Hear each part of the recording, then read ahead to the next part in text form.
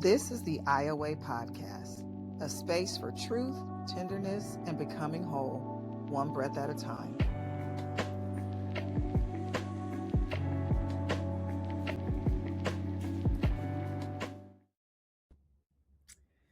Hello, everyone, and welcome to the IOA Podcast. I am Dr. Malaika, and I am fixing some things here. As you can see, I am out of town, so I am on the go. And I am in the great city of Portland, Oregon, one of my favorite cities to visit. And I'm here on sorority business. So I never, ever tire of being able to operate and function in the space that the sorority provides for me. And so this is conference week for us here in the Western region of Sigma Gamma Rho Sorority Incorporated.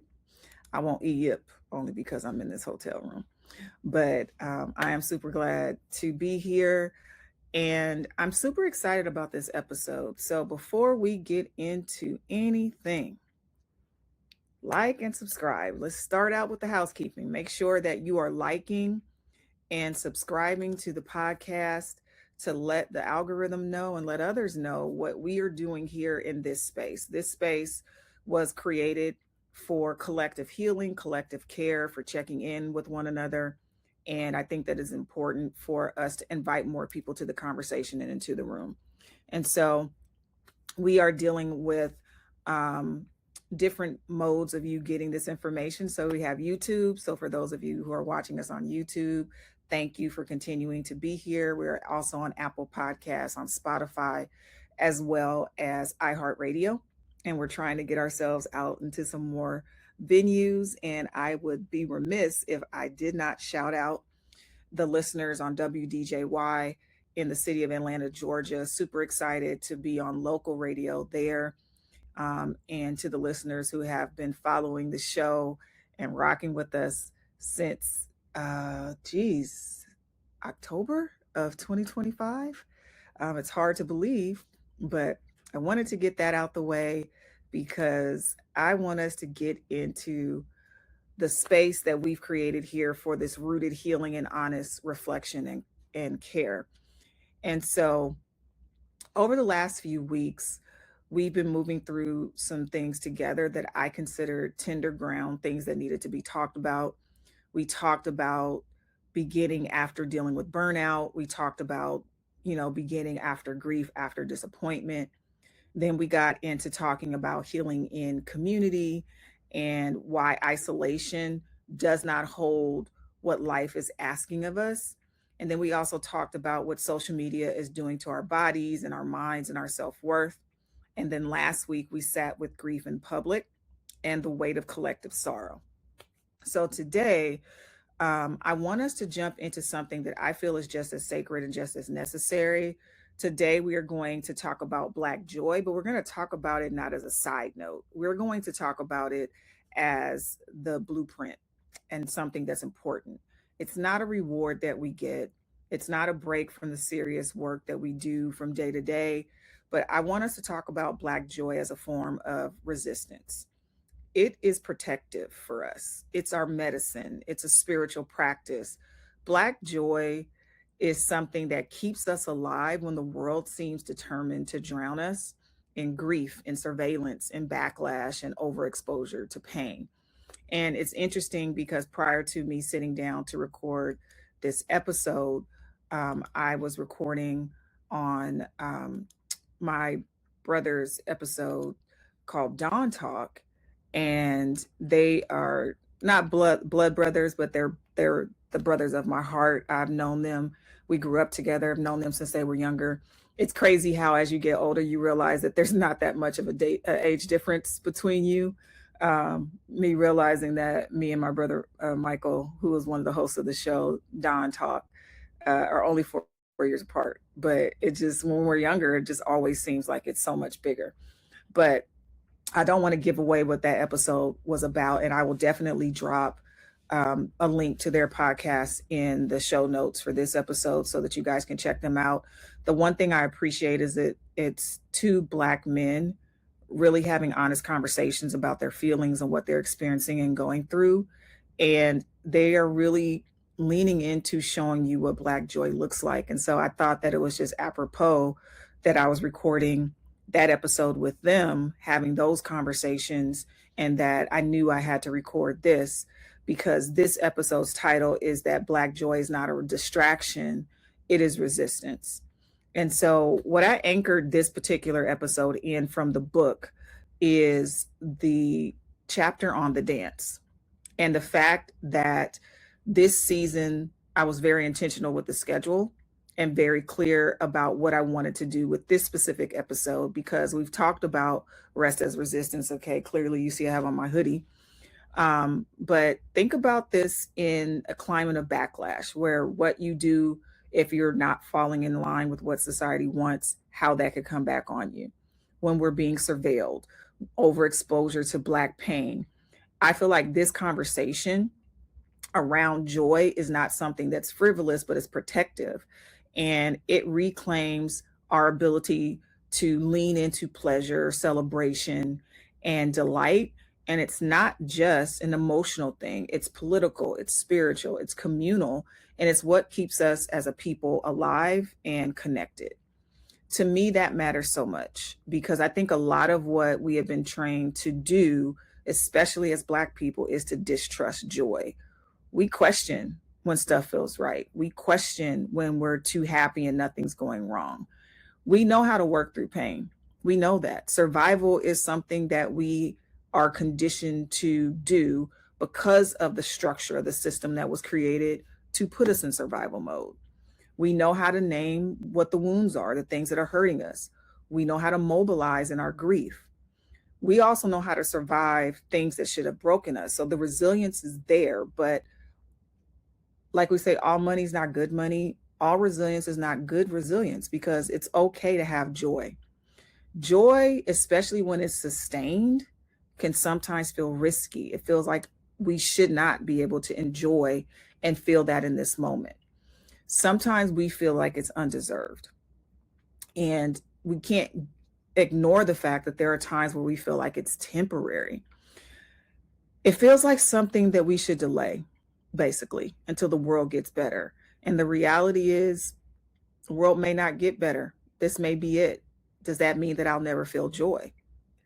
We feel like it needs to be delayed until all the work is done, or until all the bills are paid, or until this crisis calms down, until justice arrives for our people, until everybody that we love and care about is in a good space. But what if joy is not something to postpone? What if joy is not about what we get after the resistance? What if the joy is part of the resistance itself?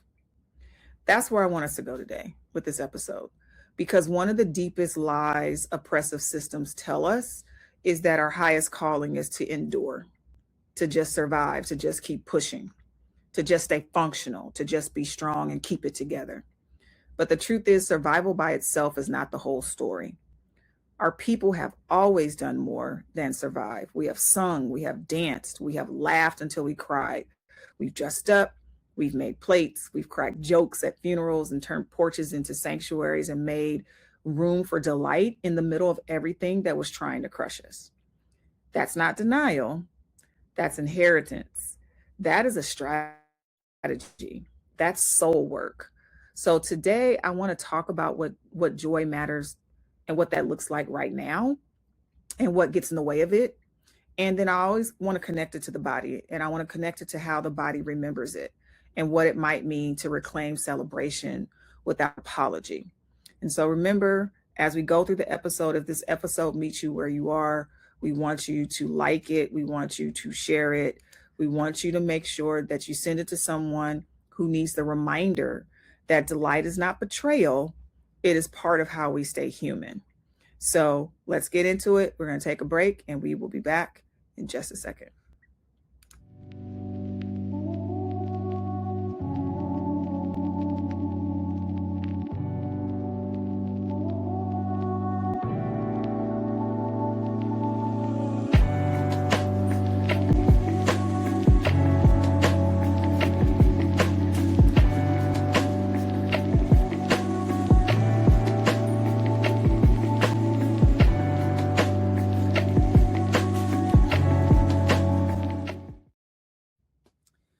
Welcome back, everyone. Let's get into our first segment here where we talk about why joy can feel risky in times like these. I think one of the first things we have to do is tell the truth about this. Joy can feel emotionally complicated in hard times. It can feel complicated when basically the world's on fire. So we're not going to act like we don't see what's going on around us in the world, in our country, on our block, in our city, right? It feels complicated when everything that we're reading, the headlines, the news stories are all heavy. It's complicated when people are under attack and systems are tightening in a way, when Black history is being challenged, our equity language is being stripped away from us, and public life just feels hostile. What we are experiencing is pain that's constantly made visible, and that broader climate is a very real thing for us right now. So, for many people, joy does not feel simple, it feels loaded. They ask themselves, how do I laugh when so much is happening? And I always use the example of being at a funeral and you're eulogizing a loved one, but there's always moments that you laugh. Um, I remember at my grandmother's service, which I don't know if I've shared on this podcast about that experience, the fact that my dad eulogized his mother. And it was something that he talked to us about as a family. So he talked to my mom and me and my siblings, and he said that he was felt led to do it instead of having someone else do it for him. He was going to have one of his best friends do the eulogy, and he gathered us together and he was like, this is what she would want me to do. You know, one of her greatest joys was seeing me preach and seeing me work in ministry. And so seeing him be able to push through the reality of his grief in that moment and to stand up and be present in that moment, um, to me was inspiring. And it was other moments besides that I think sat with me the most was just the stories that were told about my grandmother, and how there was no way you could talk about Zola Mae Garrett and not laugh, because that woman was a force. uh, Shenanigans. I don't know if I want to call them shenanigans, but my grandmother was entertaining to say the least. And so it was a moment where we were very sad that we lost her. It was very emotional for us. She meant a lot to us and a lot to a lot of other people. But we were laughing in a moment where it said we should not be, right? And then you may question, like, how do I rest when I'm looking around and all these people are struggling? How do I celebrate when justice feels delayed? How do I even enjoy my life without feeling like I'm ignoring the suffering that may be around me, or it may even be things that are happening in your life? Those aren't shallow questions, those are honest questions.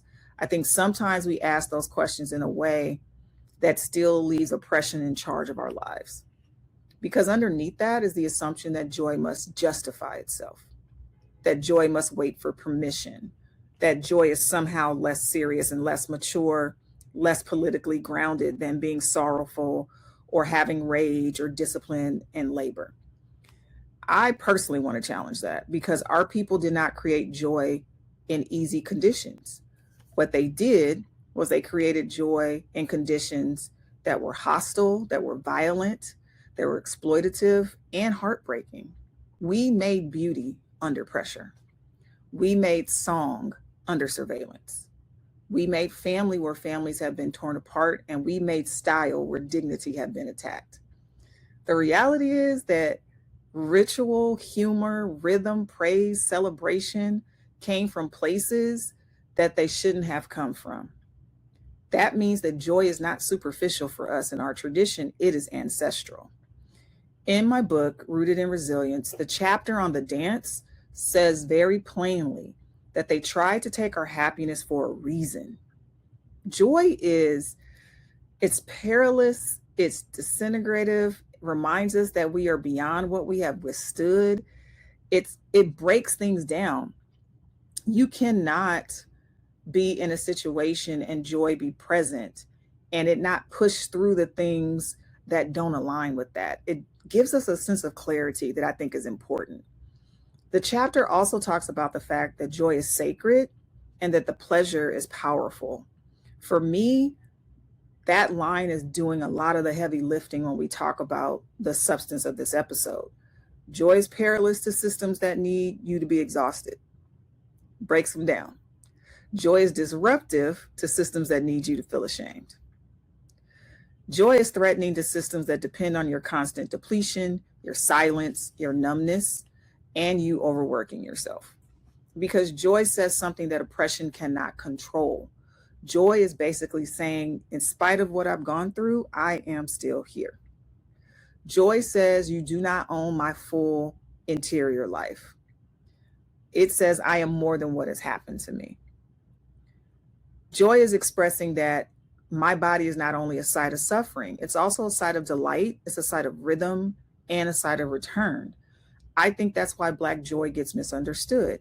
It gets treated like avoidance. It's treated like performance or treated like it's unseriousness. But sometimes joy is actually the deepest evidence that a people have that they have not surrendered themselves to despair. That does not mean that joy erases the grief. It just means that grief is not the only truth that is existing. It also means that rage is not the only truth, because sometimes we see things out here and the natural response that we want to give is rage. It also says that labor is not the only thing that we're here for, and it's not the only truth that can exist for us. So the chapter on the dance basically says that happiness is not an inverse of suffering, but another truth that runs alongside it is that happiness and suffering can parallel each other. They both can work together, or they can both exist together. And the reason why I love this is because it gives us a way to hold complexity without flattening ourselves or isolating ourselves to a very specific container. You can be informed and still laugh. You can be politically aware and still dance. You can be heartbroken and still make room for pleasure. You can be healing and still feel delight. And these are not contradictions. These are basically signs of wholeness. And for Black people, that wholeness matters because the world is often most comfortable with us when we're one dimensional. They like to narrow us down to just being simply this or that. If we're grieving, people know where to place us. If we're angry, people know how to pathologize us. If we're enduring, people know how to praise us without changing anything. But joy, unapologetic joy, it confuses that script altogether for them. It says that we're not only reacting to power, we're also creating life beyond the power. So we're going to take a break.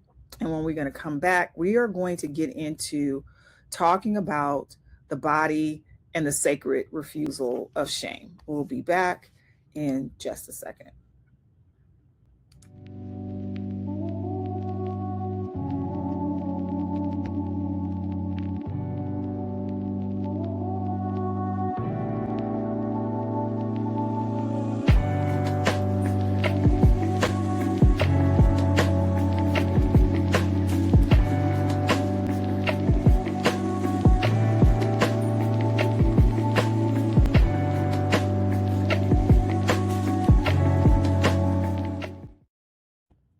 Welcome back, everyone, to the IOA podcast. If you joined us at the top of the show, then you know what to do. If you haven't done it already, like and subscribe. Let people know that we are here and that we are having a conversation. So I wanted us to go a little bit deeper into talking about the dance and joy. And I wanted to talk about how the dance and the body are connected and the sacred refusal for us to feel shame. I want us to move this direction because this is where I feel the episode really resides in this concept. The chapter in the book around the dance is not talking about it again as entertainment. Dance is an expression, it's a remembrance, it's a return. It is basically saying that this is a means to express the things that are inexpressible, the things that don't have language that we can put to it. And when we permit our bodies to move without restriction, we are returning to a rhythm and to the wisdom that lives in our hips, our shoulders, our feet, and our breath. And that is why I think joy has to be talked about through the body. You cannot talk about it without digging into this. Many people think just that joy is just a mood, right? That it's just a feeling, it's an emotion, it's an expression. But joy is also a sensation, something that you can feel in your body. It is a body state. It is what happens when the shoulders drop, when the face softens, and when the lungs feel deeper and laughter just rises without being checked. It's what happens when a song catches something in you before your mind has time to explain it, and your feet starts moving because the rhythm has touched something older than your fear. The body remembers what joy feels like. Sometimes before the mind is even ready to embrace that. So sometimes before the world feels safe, you have given yourself permission to feel this in that moment. And I feel like that matters because so much of life is basically training us out of bodily trust. Our body is loud and clear with the signals that it's giving. And so often we are ignoring the signals. It is telling us what to do, and we are not trusting what we are feeling. And I think that the book's chapter on the body is saying how we've inherited this disconnection from our body. And the reason why we have it is because of the trauma, the scrutiny, and all the different systems that turned our bodies from these sacred receptacles and vessels that they were created to be and turned them into utility. It's basically saying when we resist this, that the body is not a battlefield. It's what I said, it's our sanctuary, it's our temple, it's a sacred text. And if this is true, I believe it is, then joy is not just about emotions. It's one of the ways the sanctuary comes back to life. And I really want you to think about that. A good laugh that loosens your chest, a meal that makes you close your eyes for a second, music that hits your spine before it reaches your thoughts, a room full of people who know your references and they laugh at your jokes and they know your rhythms, right? One of the things that I think is the funniest thing ever, if you hang out with me and any group that I'm really close to, but this example I'll use because this is recent, hanging out with my sorors, my sister sorors that really are a part of my tribe. And three of us get together kind of regularly because we have schedules where they two work from home, and then I have a schedule where when I'm not on campus I'm at home working. And so in our times when we're all available, we'll just jump on FaceTime and just be talking to each other like we're coworkers, and we just have the randomest things that we will say that just brings joy. So I'll give you one example that probably, again, talking to Black people, you'll probably get this, but we were laughing at one of the clips from one of Mike Tyson's fights when he was talking about he broke his back. His back was broken. And he was like spinal. And so like now we will just randomly say spinal, and like the three of us know the reference and we just start laughing, and we will throw it in the most randomest places. And it's part of our reference and our rhythm. And it's one of the things that I love about how we could be in the middle of our work day and it could be hard and we could be tired and we want to go to sleep, but we're pushing through and we will find these moments of joy in the most randomest spaces. And it's one of the things that I love, right?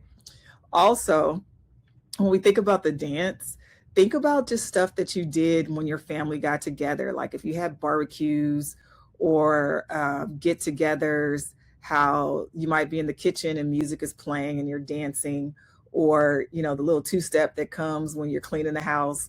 My kids always knew that it was Saturday morning time to clean because I'm going to put on one of my favorite Michael Jackson albums or Prince. And by the time we get through that record, we need to have some progress made in the house, right? Those things are not random. They very much are ways of us embodying reminders that life is not only about the demands that are placed on us. We don't only have to perform. We're not only here to survive. And I think that this is important for Black people as a collective, but for Black women, many of us have been taught to relate to our bodies through the service we provide, through being disciplined, respectable, attractive, strong, or having high pain tolerance. What I learned when I was recording the episode with my brothers is that they were taught to perform as well. That is what they saw, that when you provided and you performed, that was where the value lied. We have learned to use our bodies to be useful and careful, but we've not put joy in the equation. When joy is in the equation, a different question gets asked. Can you be free in your body? That's what joy is asking. Can you feel pleasure in your body without guilt? Can you experience delight without auditing whether you've earned it? And can you let your body move towards what feels alive instead of always what feels responsible? These are hard questions because many of us have inherited the shame around the pleasure. My book names that too. It talks about the fact that white supremacy and capitalism work best when we are worn out, dulled down, and constantly trying to keep going. It says that choosing rest and pleasure is a way of declaring that you are not a machine and not a problem to be solved. This is one of those radical sentences for a lot of people, right? If you spent years proving your worth through work or helpfulness, composure, joy feels pretty much suspicious. It looks suspect. You may enjoy yourself and then immediately tighten up. You may laugh and then feel guilty. You may rest and then feel behind. You could then dance and wonder whether it was too much for you to do in that moment. You could post a happy moment and then feel like you need to explain that you're still serious, that you're still committed, you're still aware situationally of what is going on around you. And when that happens to you, that is shame talking.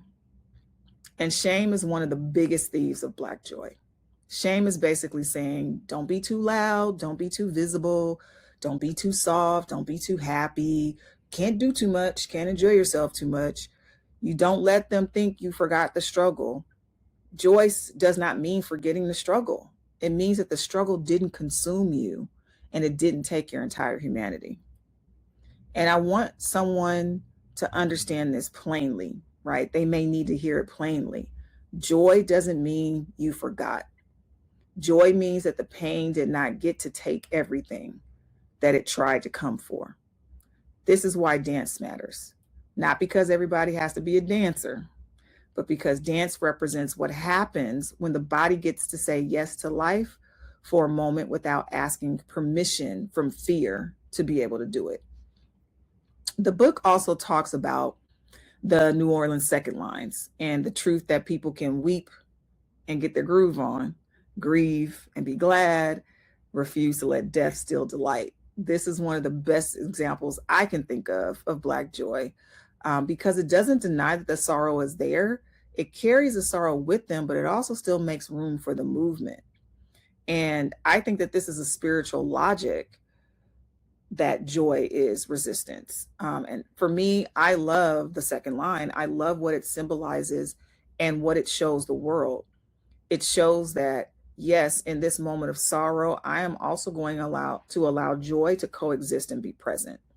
It allows vibrant colors. It allows melodic sounds. It allows movement and just celebrating of life, even though we are mourning that life existence here is no longer going to be with us. They're not pretending that nothing is hurting. They're just refusing to let the hurt be the only rhythm that they're moving to. So before we take this next break, I do want to talk about the giveaway, as I want to make sure that the WDJY listeners, I know we were supposed to do the last episode was going to be the last one, but I decided to extend the giveaway for one final episode. So this is episode 25. And so we are extending it for this episode. And so if you are a WDJY listener, all you need to do is you need to go to the platforms where the show is housed: YouTube, Spotify, Apple Podcasts, iHeartRadio, or anywhere that you find that the show is running. And you need to subscribe or like the podcast itself. And if you go in there and you like it on multiple platforms, those are all entries to the giveaway. And so you're going to submit your form at bit.ly/WDJY spring giveaway. Remember, spring and giveaway are capitalized. And this is a way for you to win some of the merch. I got on some of my IO wear today. You can get some of the custom blended teas.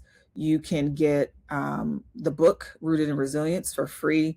There's a lot of different things that are available. You get to pick which item you want. And the more entries you have, the more chances you have to win. And so we want to make sure that you get an opportunity to actually experience some of the journey that we're having here in places other than just on WGJY. I want to get the traction over to some of the areas. So I wanted to give that to us before we go out to our break, because when we come back, we are going to go into our eye pause and we're going to talk about giving ourselves permission to feel good. So we will take our break and be back in just a second.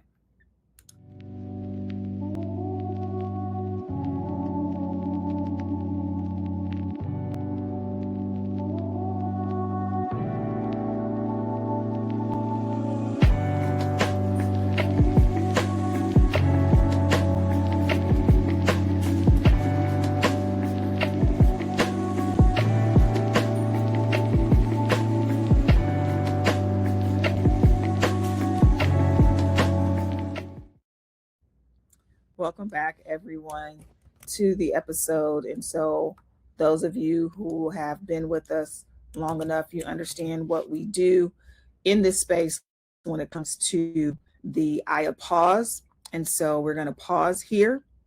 And if you can, I want you to take one full breath in and then release it slowly. Take another breath in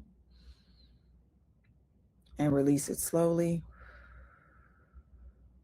And then one more breath in and release it slowly. So now that we have level set and rested our heart rate, I want you to ask yourself some questions gently, and I want you to be honest. When was the last time that you let yourself feel good without interrogating it? And when was the last time that you laughed deeply, you moved freely, rested honestly, or enjoyed something beautiful without immediately dragging guilt into the room? What kind of joy feels safest to you? What kind of joy feels hardest for you to receive?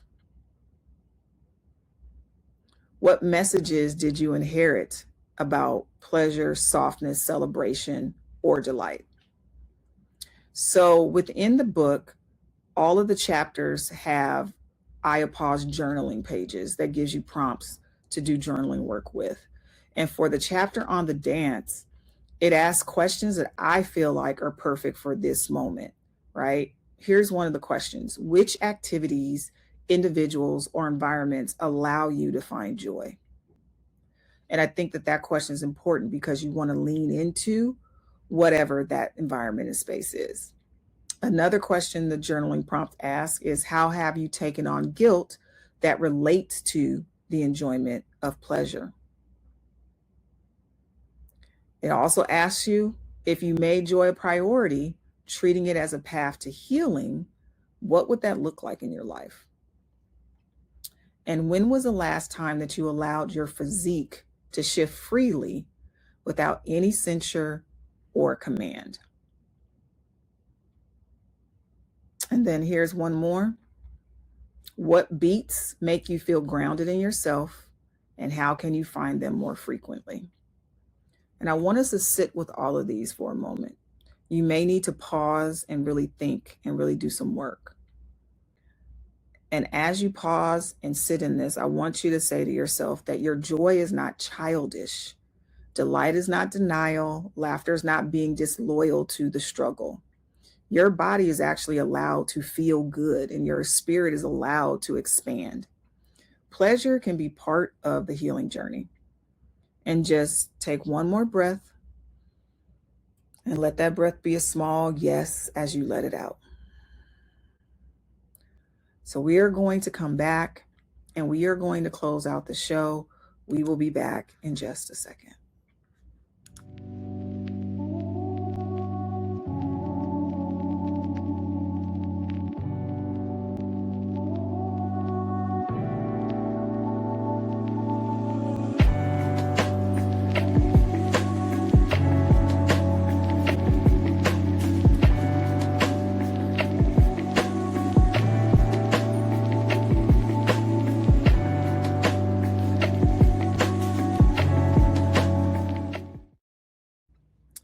welcome back, everyone. And we are going to get into kind of closing out this episode. And I love making things practical because I feel like practicality is important. There's conceptual things and there's praxis. And so I think that you have to be able to put these things in a way that they can be put into action immediately. And so I don't want you to think of joy um, as a beautiful idea. I really do want it to be a part of your daily life. So, what could that look like? What does it look like to practice Black joy as resistance, especially in this season that we're living through that seems very heavy? The first thing I would say is to stop waiting for the world to become perfect before you allow yourself to feel alive. The day is not how joy has ever arrived for our people, right? That day is not going to, I don't think it'll be here. I could be wrong, but I don't think there's going to be this magical day where all things are great for Black people. So for us, the joys often come in the middle of the mess. It comes at the cookout or in the kitchen, in the beauty shop. It comes at the barber shop or in the church, in the car when we're playing our music loud. It's at the family reunion is when we do our line dancing. It's the outfit that you put on that you wore just simply because it pleased you and it felt good. These are the moments where your body is reminded that it's still something more to it beyond just surviving. The second thing I would say is make your joy specific.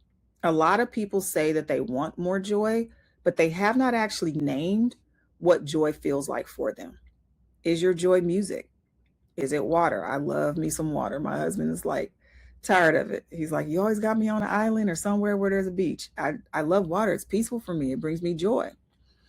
Um, is your joy color? Y'all know I'm the purple doctor. So purple is something that just, it makes me happy. I love it. Is it fashion? Is it silence? In this stage of my life, I love when there's nothing being said and nothing happening.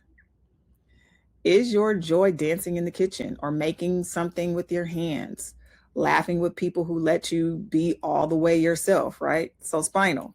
So now when you hear that, you'll think about me. Is it being in the outdoors? I'm not necessarily an outdoorsy person per se, but I don't mind a good hike or being outside in nature. Is it dressing up? Maybe you like doing something that is where you get to put on your best, right? What if your joy is resting without having shame? I am at that stage where I am leaning into rest and not feeling ashamed for doing it. The more specific you get, the easier it becomes to stop treating joy like something that's abstract or a luxury. The third thing I would say is notice where you've been taught to delay celebration. This one I think matters a lot. The season that I put together for season number 2, later on, we're going to talk about, the fact that people are often taught to delay celebration until everything is fixed. But everything has never been fixed or ever perfect. So if you wait until all the pain is resolved, all the injustices are addressed, all grief is gone, or the bills are paid, responsibilities settled, you may never celebrate anything at all. So I want you to start practicing small celebrations now. Celebrate your progress, celebrate tenderness, celebrate being consistent, celebrate survival without glorifying the struggle, because those things are not the same. Celebrate beauty that does not need an explanation. Celebrate the fact that something in you still wants to laugh, move, create, it still wants to gather or bloom. And the fourth thing I would say is practice joy in community. Black joy is communal by nature. It multiplies in the company.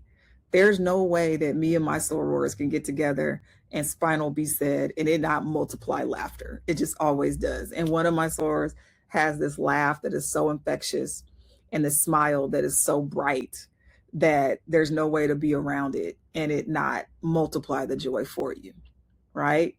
Joy is stronger when we share it. That means call someone, host something small, have a get together, play some music, do something together, dance with your kids, dance with your friends, laugh with people, wear that outfit that you like, tell the story, right? Honor the joke. Let the room get full of life. What the book is telling you and what I'm telling you is that our communities carry a rhythm. And what we're trying to do is reclaim the rhythm, which means we have to make space for rest. We have to have space for reverence and the vibe, not just the clock. This is important because joy often needs an atmosphere. It needs enough safety to unfold and room for it to arrive. When you make room for it, the body allows it to do what it naturally wants to do. But your body doesn't feel like it's being watched when joy is present because it comes alive in that space. Then the fifth thing I will say to you is to let joy be politically meaningful without making it joyless. This means because sometimes when people hear joy as resistance, they make it like another assignment or a to do, like it's an obligation. That's not what I mean. Joy is still supposed to feel good. It's supposed to taste like delight. It's supposed to feel like warmth. It's supposed to include play. And the politics are already there when you refuse to be exhausted. And refuse exhaustion is the only identity that you lean into. The politics are already there when your body becomes a site of delight instead of only labor. The politics are present when you laugh in a world that wanted your despair to become permanent. The politics are already there when you protect beauty, softness, and celebration as part of communal survival. And finally, let yourself believe this, that joy belongs to you. It belongs now, not later, not after you've suffered or after you prove more or after you're perfect. It belongs to you now. Because one of the deepest lines I feel in the book says that joy is not something you have to earn, it's your entitlement by birth. It's the inheritance that was given to you, and it's your present to the world. And that's where I want to leave the episode. I want us to stop here. So remember that Black joy is not a distraction from the work, it's part of the work. It's not being unserious, it is sacred. It's not a luxury for people who have forgotten pain. It's medicine for people who know pain all too well. And so I will say again, as always, thank you so much for spending this time with me on the IOA podcast. I don't take it for granted that you interact with us here on the show. If this episode again spoke to you, please send it to someone who needs permission to feel good again. Share it with your friend who may be carrying too much seriousness right now and just needs to release and lean into the joy. Share it with a sister who forgot her body could still dance. Share it with the person who keeps delaying celebration because they feel like the world is too heavy for them to do so. And don't forget to subscribe, to leave a review. Come back next week as we continue further into the season. Don't forget that you can get your Aya gear on the Shopify store. All you have to do is go to the-aya-shop-2.myshopify.com and you can get your hoodies and your t-shirts and your hats and all the different things that are wearable ways to remind yourself about the journey that we are on, this journey of healing. And then I don't want us to forget that we want to hear from you on the Speak Pipe line where you can leave voicemails for me. And you can go to speakpipe.com/the IOA. And that is a way for you to leave voice messages for me. And those messages can be used on a future episode. I want you to remember that we have the Substack community where you get companion materials and prompts and different encouragement throughout the week that allows you to be able to lean into a little bit further and a little bit deeper the things that we talk about on the episode. And so as we get out of here, I want you to remember this as you move through your week, that your joy is not betrayal. Your pleasure is not frivolous. Your laughter is not weakness. The celebration does not need permission to happen. I want you to dance anyway, laugh, rest anyway, dress up, make that plate, sing, choose delight anyway, because Black joy is not a distraction. It's resistance, it's protection, and it's inheritance. It's how we stay alive in this day and age and continue to exist and move forward and thrive. Until next week, have a great rest of your week.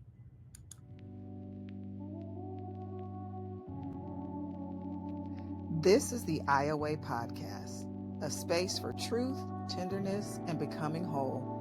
one breath at a time. Make sure to like and subscribe.